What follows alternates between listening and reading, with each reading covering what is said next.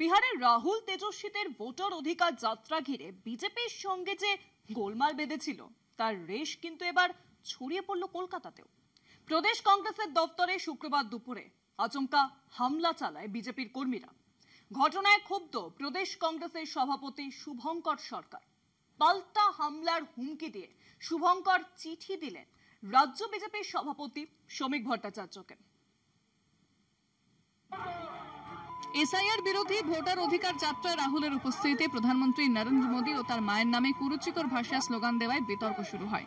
ঘটনায় প্রধান অভিযুক্তকে গ্রেফতারও করেছে বিহার পুলিশ, কিন্তু তাতেও থামেনি বিজেপির বিক্ষোভ।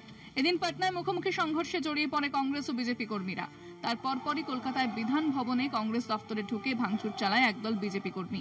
রাহুল গান্ধীর প্রতিকৃতিতে কালি লেপে দেয় বিক্ষোভকারীরা। ঘটনার প্রতিবাদে রাজ্য বিজেপি সভাপতি শ্রমিক ভট্টাচার্যের উদ্দেশ্যে খোলা চিঠি দেন প্রদেশ কংগ্রেস সভাপতি শুভঙ্কর সরকার।